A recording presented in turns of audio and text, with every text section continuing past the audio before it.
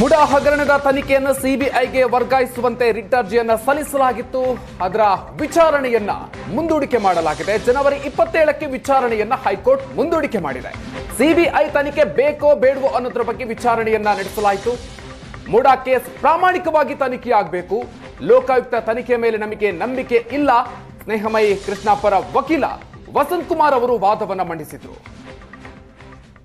ಒಂದು ಕಡೆ ಲೋಕಾಯುಕ್ತ ರಾಜ್ಯ ಸರ್ಕಾರದ ಕೈಗೊಂಬೆ ರೀತಿಯಲ್ಲಿ ಲೋಕಾಯುಕ್ತ ಕೆಲಸ ಮಾಡ್ತಿದ್ರಿಂದ ಲೋಕಾಯುಕ್ತ ಮೇಲೆ ನಮ್ಮ ಅರ್ಜಿದಾರರಿಗಾಗಲಿ ನಮಗಾಗಲಿ ಯಾವ ಒಂದು ವಿಶ್ವಾಸ ಬರಲಿಲ್ಲ.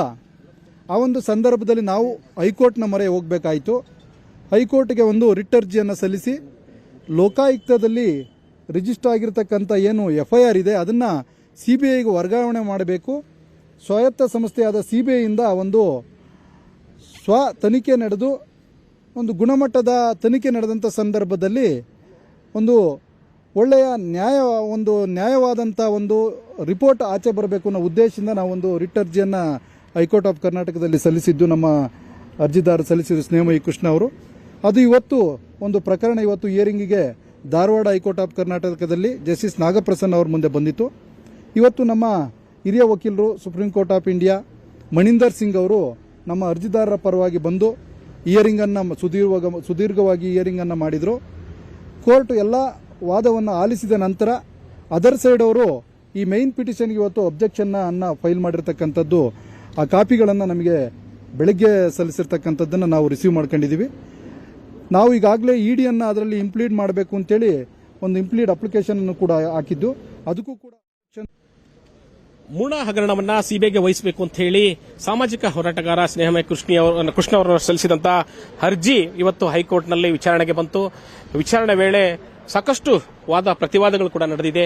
ಹೈಕೋರ್ಟ್ನಲ್ಲಿ ಏನಾಯಿತು, ಇವತ್ತು ಕೋರ್ಟ್ 27ನೇ ತಾರೀಕು ಪ್ರಕರಣವನ್ನ ಮುಂದೂಡಿದೆ. ನಮ್ಮ ಜೊತೆಗೆ ಮಾತನಾಡಲಿಕ್ಕೆ ಹೋರಾಟಗಾರರಾದಂತಹ ಸ್ನೇಹಮಯ ಕೃಷ್ಣ ಅವರು ಇದ್ದಾರೆ. ಅವ್ರನ್ನ ಮಾತಾಡಿಸ್ತೇನೆ. ಸರ್, ಏನು ಆರ್ಗ್ಯುಮೆಂಟ್ ಆಯಿತು ಇವತ್ತು?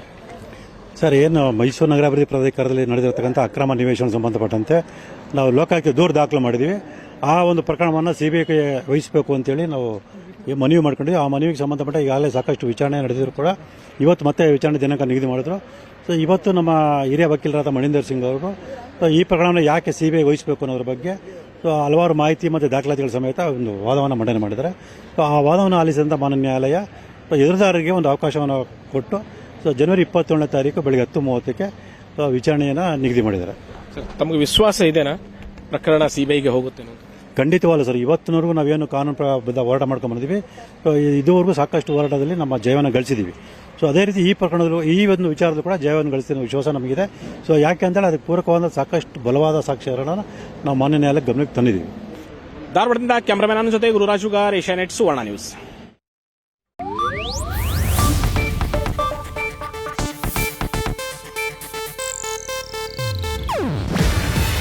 ಇದು ಏಷ್ಯಾನೆಟ್ ನ್ಯೂಸ್ ನೆಟ್ವರ್ಕ್ ಪ್ರಸ್ತುತಿ. ನೀವು ನೋಡ್ತಿದ್ದೀರಾ ಏಷ್ಯಾನೆಟ್ ಸುವರ್ಣ ನ್ಯೂಸ್.